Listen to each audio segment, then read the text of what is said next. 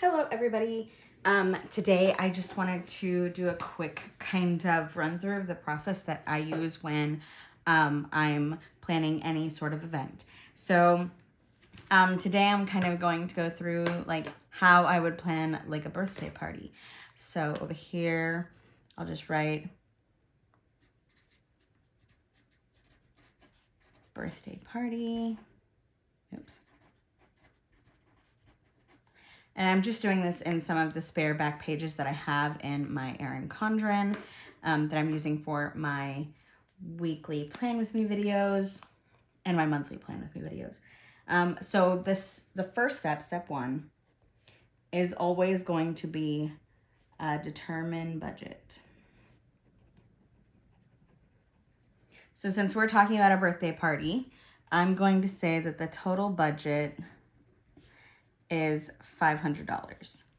So everything party related, labor costs, vendor costs, location costs, food costs, gift costs, all of that will be rolled into this $500. And of course, everybody tweak that amount to what works for you guys. I'm not saying that $500 is what I spend on my kids for their birthdays, or anyone for that matter for their birthdays. Whatever is going to work in your budget is what you would want to stick to. So the next step after you figured out what your budget is and what that amount is, because that's really going to determine a lot of factors for you. Step 2 is your basic outline and timeline. Okay, so over here, this is where I'm going to start brainstorming what kind of party we're trying to have. So for example, if we are going to have a birthday party at home, that takes care of any like location cost or site rental for me. So then if we're going to have it at home, I'm going to say home. And then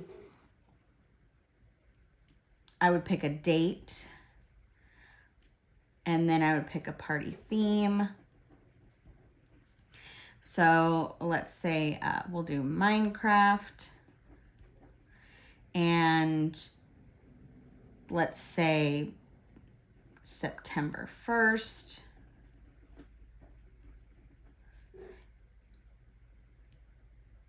Well, here I could have put location. And then I could put home, date, theme, and then also any requests from the birthday kiddo. So if I was going to do we'll just say for my son since I put Minecraft. Minecraft balloons.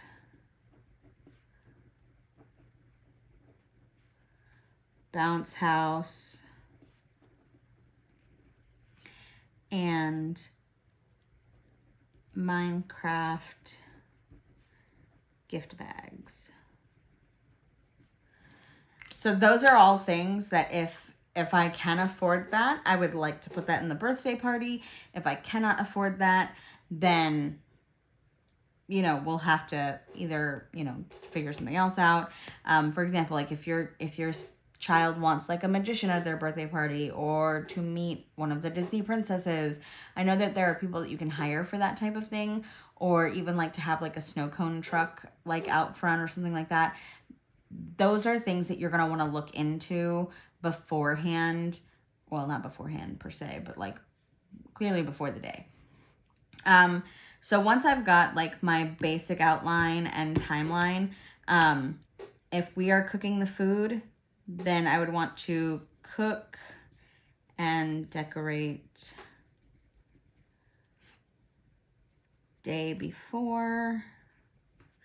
My style of planning of events is always that I want to also be included in the enjoyment of the event. So I try not to do anything that's going to be so taxing that I'm not participating in the event either. Preferably, I would like to cook the food ahead of time, keep it warm in like crock pots, or like they have like those, they're like the basins that have like the little like candle or flame underneath to keep them warm, that I could not, like catering pan type things. Anyways, so any number of things that I can do to be able to also participate, because I mean, especially if it's like my kiddo's birthday or like an anniversary party or something like that, I want to be there for those memories. I want to enjoy it too. So I try not to give myself too much stuff to worry about day of. So that's like the basis of what we're looking at. So then step 3 would be for me to call vendors.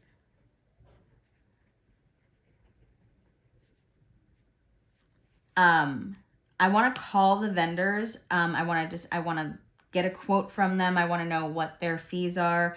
I also want to know, can they deliver, or do I have to pick it up? All of those things I want to know in advance. So then once I've called my vendors, if I'm looking for a bounce house rental and catering, and I have 2 options for each, and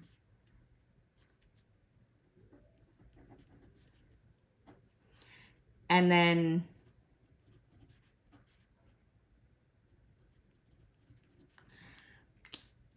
for like, I don't typically do a lot of catering just because I can, I like, especially for my son, I know he's not going to be at all focused on food.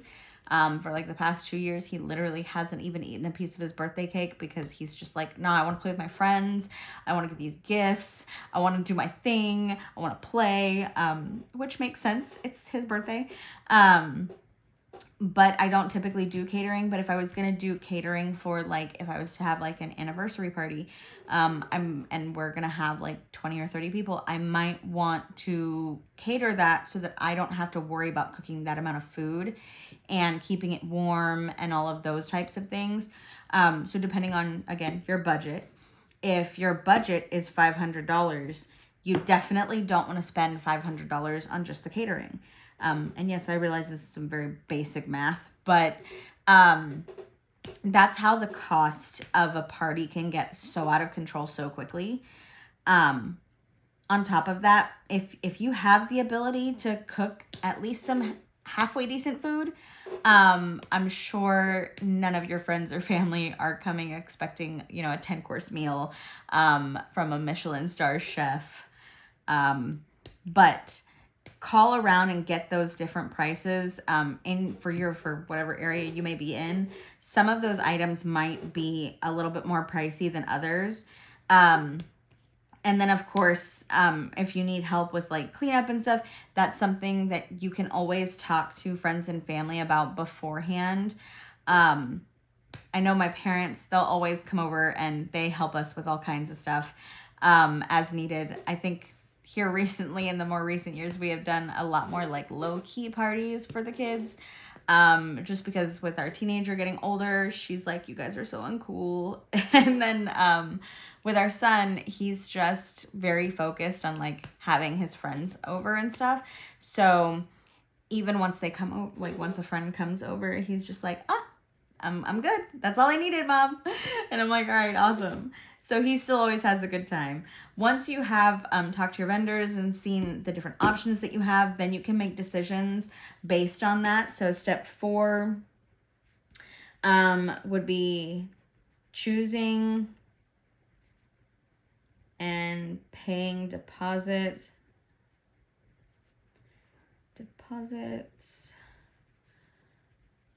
for those vendors.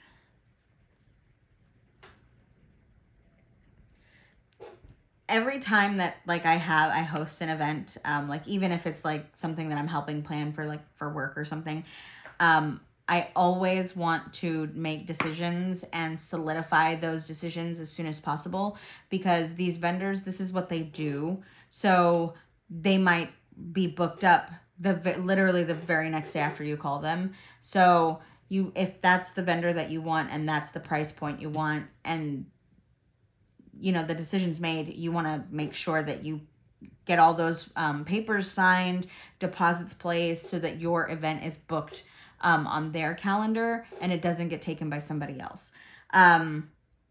After that, I would go through and confirm all details and plans for day of party.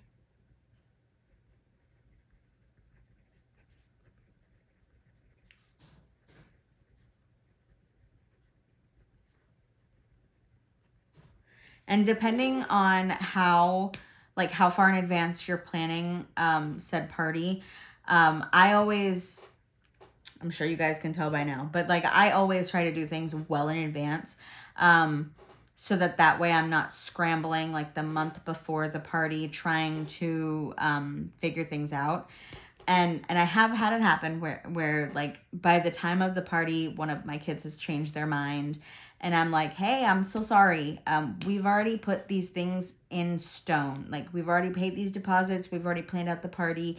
We can't change it at this point. And so that's something that I've had to teach my kids over the years. You have to make a decision and then stand by it. We can't always change our minds at the last minute. Especially when we've already put down deposits and signed contracts for certain things.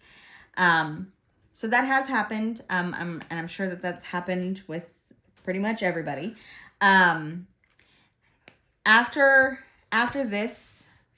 step 5, there will usually be some time that passes for me, a month or so, where I'm basically not doing anything other than background stuff of ordering party decor, or ordering the birthday gifts, or wrapping the birthday gifts, and stuff like that for a birthday in specific.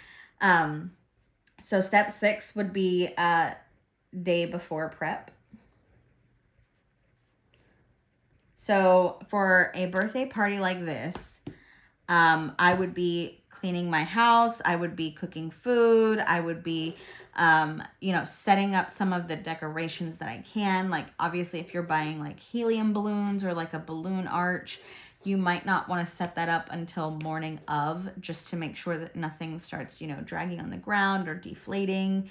But that's all the type of stuff that I would be doing for a day before prep for a birthday party at my house.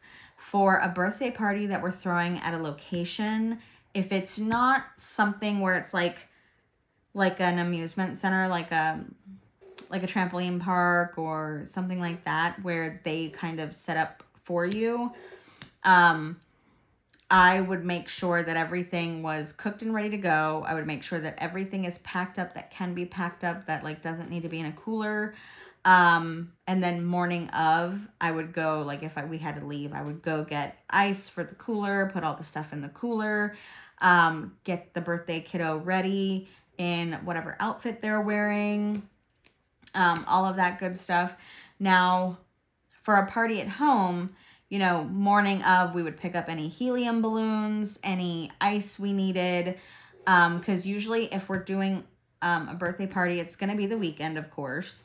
And then we're going to, usually we'll do a lunch thing, just because I don't feel like dinner parties really work out at all for a birthday party. So it'll be in the afternoon hours. Usually we'll do 11 a.m. to 1 or 2. So because we try to keep birthday parties between 2 and 3 hours. And then of course, if a friend wants to stay longer, then that can happen. But also, we've still got to do the regular day-to-day stuff on the weekends, like grocery shopping and whatnot. So the details of party planning are going to depend greatly on the event itself, the location that you're having it at. If you have a party at a trampoline park or something, then they're going to facilitate that birthday party. They're going to bring in the pizza. They'll have all the plates and napkins. They'll deal with all the setup. And you just really arrive with the birthday kid and wait for all their friends to come and have like the birthday presents and the cake and whatnot. So it does vary greatly. After day before prep, of course, there is, like I just mentioned, day of prep. Day of prep. And like I said, I typically get up early in the mornings anyways, so we'll have lots of time beforehand to prep and clean and finish up any last minute items that need to be finished. And then the very last step is to enjoy the event.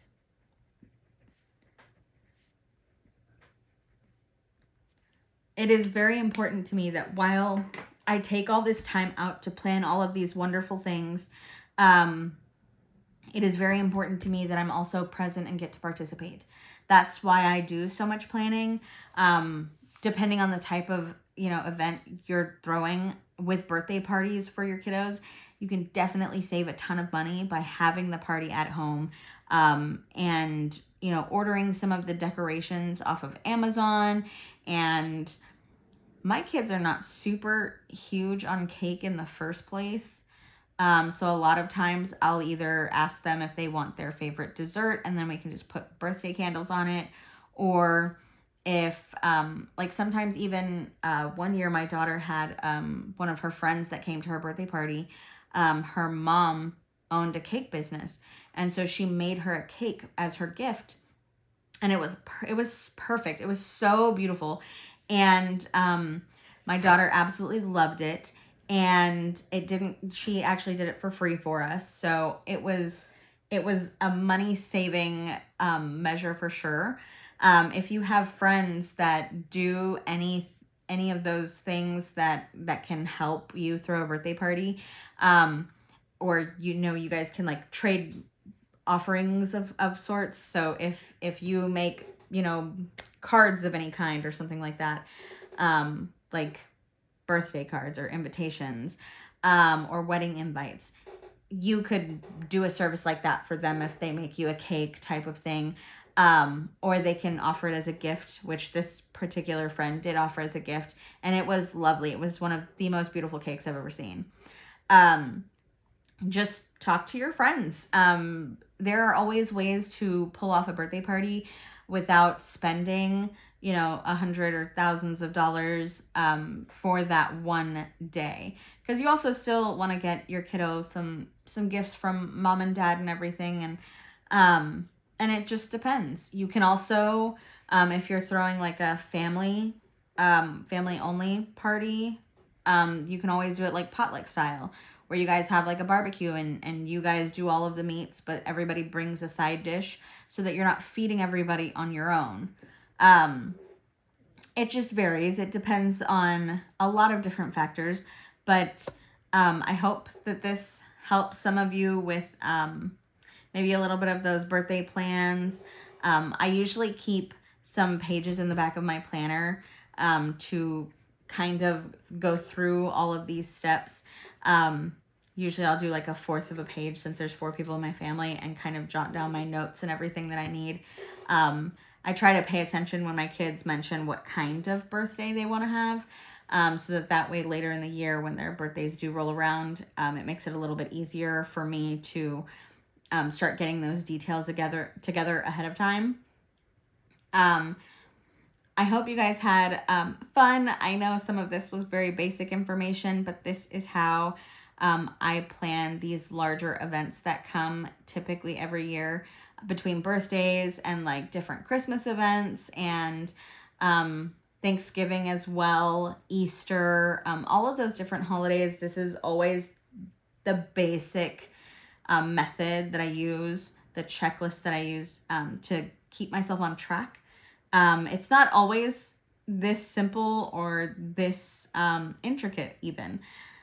Sometimes there are a lot more details that I have to pay attention to. But if you guys have any questions, definitely leave those in the comments below. And as always, happy planning. Bye.